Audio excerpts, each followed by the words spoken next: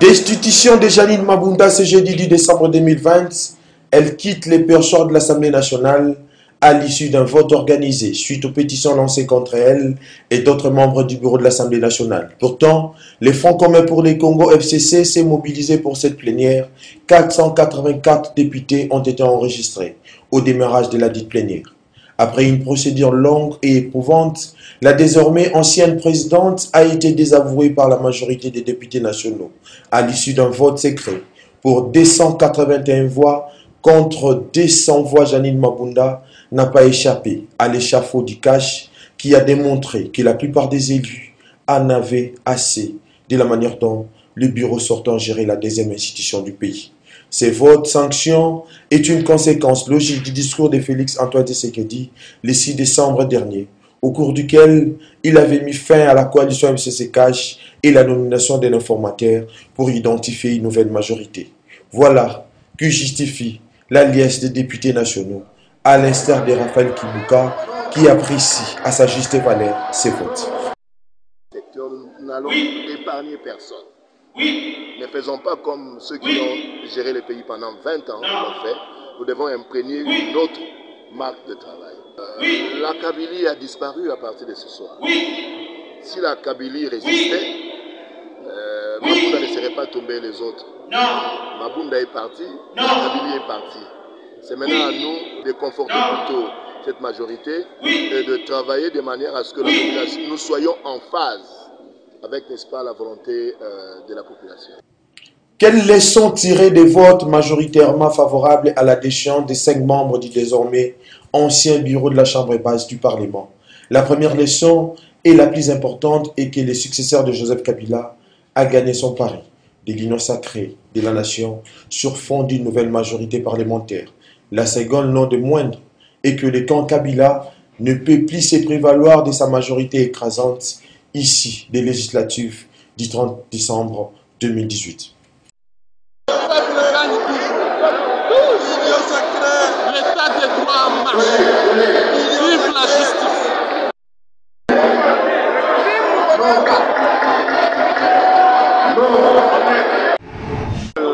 Toutes ces séquestrations, ces manœuvres de fermeture de bureaux, ces déclarations intempestives avaient un fondement.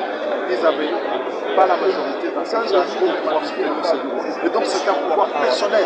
Aujourd'hui, on a démoli pour pouvoir le substituer à un pouvoir qui soit l'émanation de la Chambre.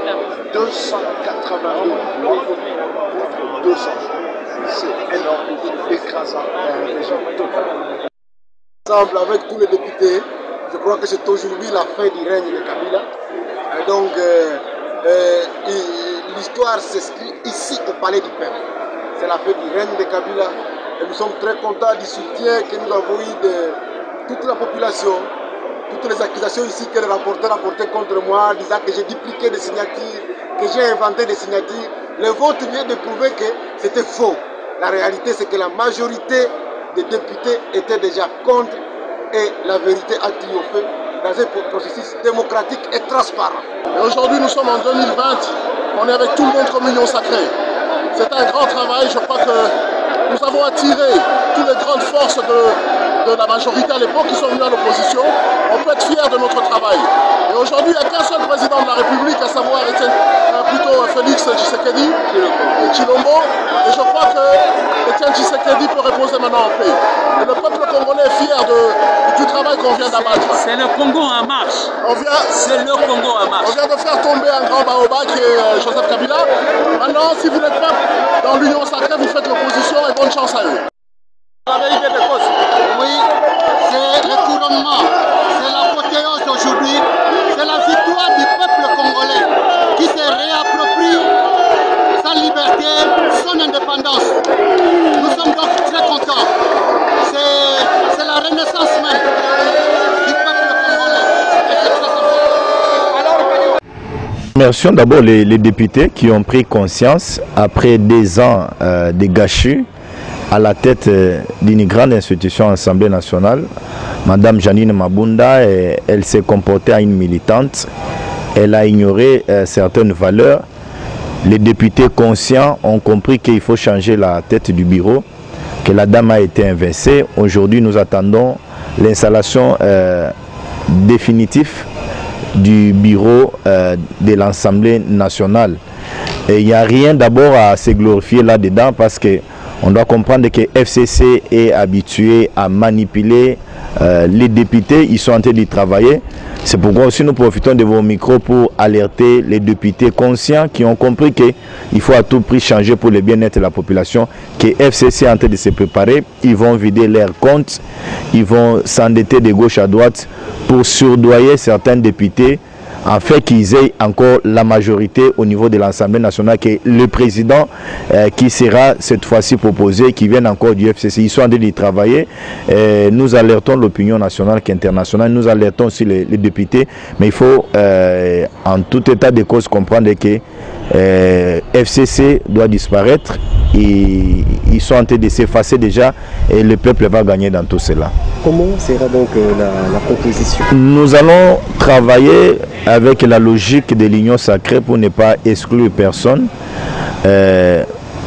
Il y a des tendances au niveau de l'Assemblée nationale, il y a des partis politiques qui ont la majorité des députés. On va travailler avec tous ces gens-là au sein de l'Union nationale pour voir comment le bureau sera composé. Et cette fois-ci, il faut recourir à l'expertise, à l'expérience et aussi à la sagesse.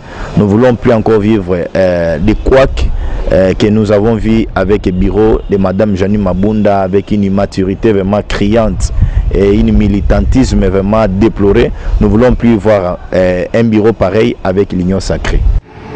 Face aux conclusions assorties des consultations nationales initiées par le chef de l'État Félix-Antoine Tshisekedi Tshilombo en faveur de l'Union sacrée pour la République et la déchéance du bureau de l'Assemblée nationale, les mouvements citoyens locaux s'est dit surpris de voir le chef de l'État emballer toute la nation pendant tout un mois dans des consultations dont les irrégularités ont été décriées, juste pour annoncer la fin d'une coalition inconstitutionnellement conclue sur base d'un accord privé signé sans la moindre consultation, ni l'approbation du peuple.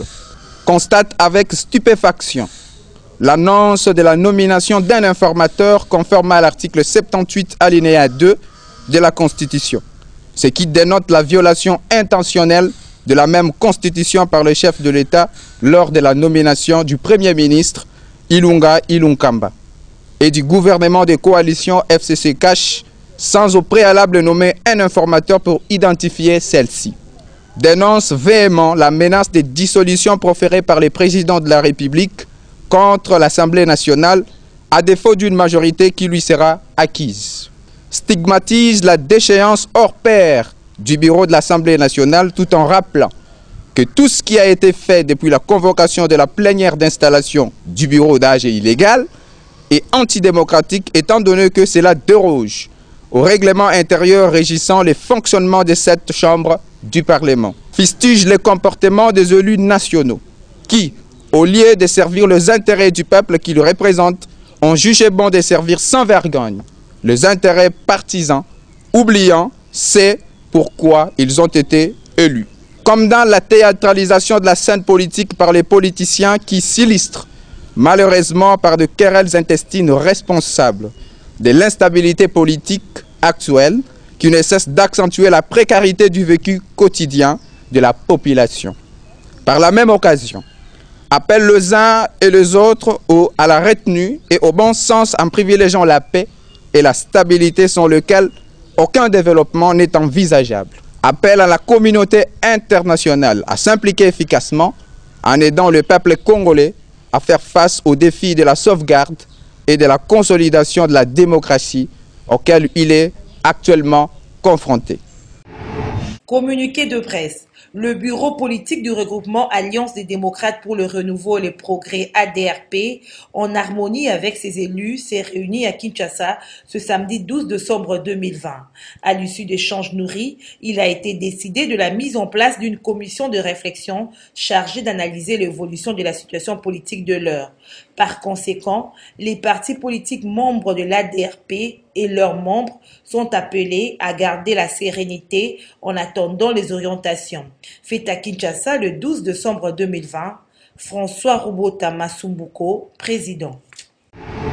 Plusieurs sites de commerce et le terrain de jeu dans le territoire de Bumba, dans la province de la Mongala, sont spoliés par des décisions du gouverneur de cette province, selon un groupe d'avocats ressortissants de Mongala. Une situation devenue préoccupante, estiment ces avocats saisis par les victimes qui, au-delà de la démarche judiciaire pour faire annuler ces décisions, mènent des plaidoyers auprès des notabilités de la Mongala. C'est dans ce cadre qu'ils ont été chez l'ambassadeur Alain-André Atundou, l'un des notables de la Mongala. Il s'agit de prévenir pour des solutions pour la paix sociale. Nous avons été saisis par les victimes d'une décision suicidaire du gouvernement de province qui a spolié le terrain de jeu dans le territoire de Bumba et bien d'autres sites des sociétés commerciales. Alors les victimes de cette spoliation nous ont saisis en tant qu'avocats. Et le premier palier de notre mission, c'était d'introduire un recours préalable à l'autorité qui a pris la décision monstrueuse, et c'est ce que nous avons fait. Et la deuxième étape, c'est de sensibiliser toute la notabilité de la province de la Mongala en général et celle du territoire de Bumba en particulier, pour que cette notabilité puisse s'investir de manière à permettre à ce que très rapidement cette situation soit stoppée net.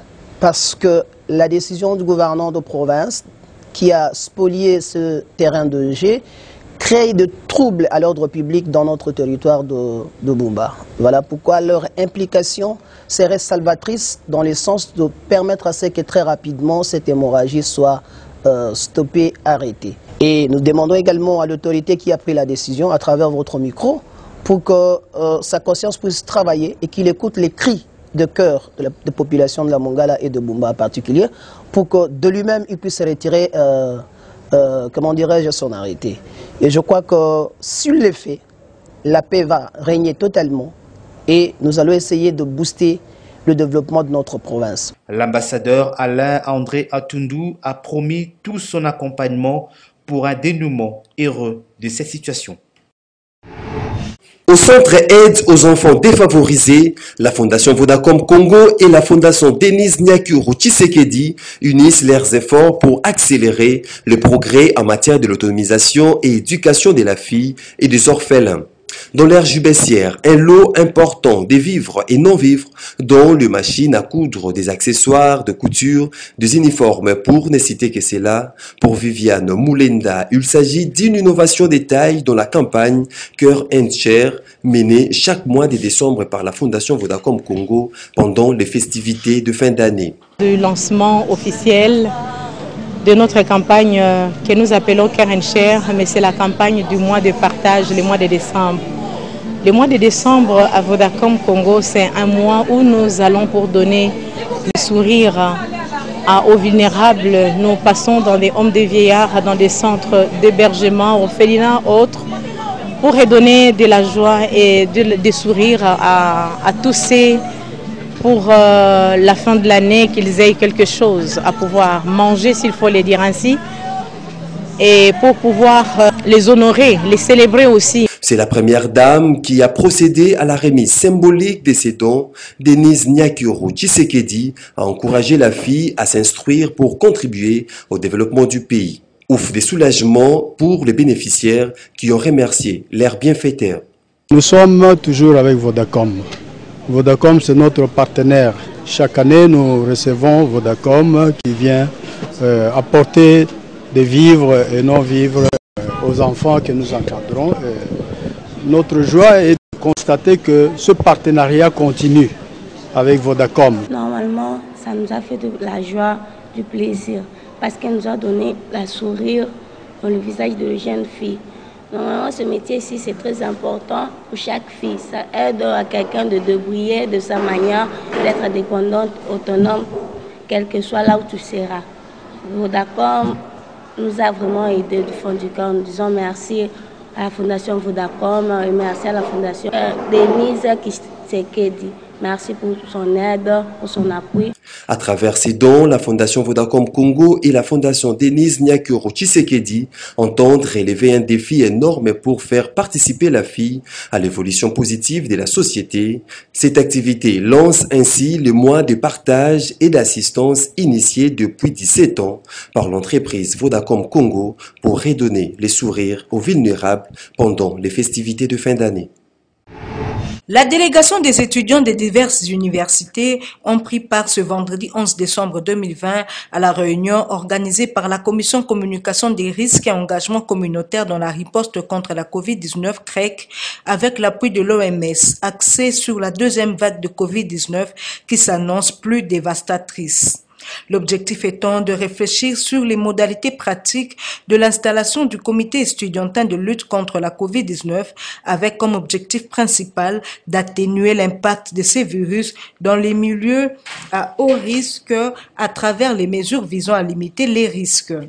C'est dans cette optique que la CREC a réparti ses activités en 5 axes prioritaires, entre autres, l'évaluation des risques de transmission du coronavirus, de renforcer les capacités techniques et opérationnelles des points focaux, de vulgariser les recommandations du secrétariat technique de la riposte, ainsi que de faire le suivi, évaluation et documentation. Priska Maniala, présidente des étudiants de la RDC, a profité de l'occasion pour appeler ses collègues étudiants à prendre conscience de cette maladie. Accompagné des différents représentants des étudiants de diverses universités afin de pouvoir nous enquérir de notre possibilité, notre capacité de pouvoir rejoindre la lutte contre la COVID-19, apporter notre pierre à l'édifice afin de nous assurer que les étudiants que nous représentons ne soient pas contaminés en masse alors que nous parlons de la deuxième vague. Et il était question ici de parler de la possibilité de la formation des points focaux qui vont assurer le suivi, l'évaluation et le respect des gestes barrières au sein des universités et des auditoires. Le professeur Vincent Lukunku, membre de la CREC, n'a pas manqué de circonscrire le sens de cette journée. Cette rencontre entre dans le cadre du renforcement du dispositif de réduction des risques Covid en milieu universitaire.